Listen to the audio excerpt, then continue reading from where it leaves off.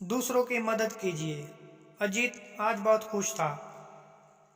बहुत दिनों बाद दिवाली की वजह से ऑफिस से 3 दिन की छुट्टी मिली थी।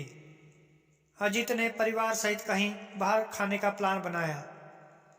धर्मपत्नी ने भी घर का सारा कामकाज आज जल्दी खत्म कर लिया और बेटे को भी तैयार कर दिया। घर में एक कार थी। यूं तो पुरानी थी, पर अजीत अपनी तनख्वाह में नई ले भी नहीं सकता था। तीनों लोग कार में बैठकर फूले ना समा रहे थे। आखिर बड़े दिनों के बाद कहीं साथ साथ घूमने जाने जा रहे थे। अजीत ने एक होटल के पास गाड़ी रोकी। सारे लोग होटल के अंदर जाकर बैठ गए। वेटर खाने का ऑर्डर ले आया। अजीत ने ऐसे ही खिड़की से बाहर झांक कर देखा।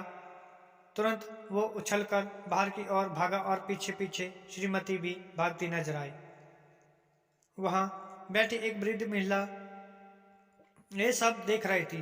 वो भी भागकर बाहर गई कि आखिर हुआ क्या। बाहर जाकर देखा तो अजीत की कार को गलत जगह खड़ी करने की वजह से पुलिस ने ट्रक में डालकर ले जाने लगे। अब बेचारा अजीत बार बार अपने किसी जानकार को फोन लगा रहा था, लेकिन शायद बात नहीं हो पा रही थी।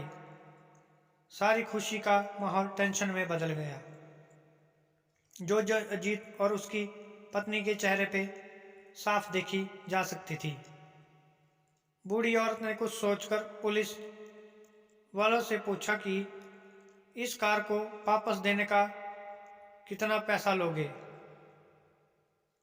पुलिस वाला रौब दिखाकर बोला, यहाँ गाड़ी लगाना सख्त मना है। फिर भी पता नहीं जाहिल लोग यहाँ क्यों लगाते हैं। पूरे 8,000 रुपये लगेंगे।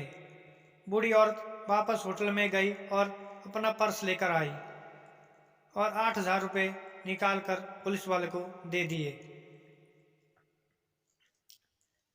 अजीत तो जैसे निरुत्तर और अवाक हो गया। उसकी समझ में नहीं आ रहा था कि उस औरत का कैसे धन्यवाद दें। अजीत उस औरत से बोला, आंटी मैं आपको पैसे नहीं दे सकता। मेरी समझ में नहीं आ रहा है कि आपका एहसान कैसे उतार पाऊं।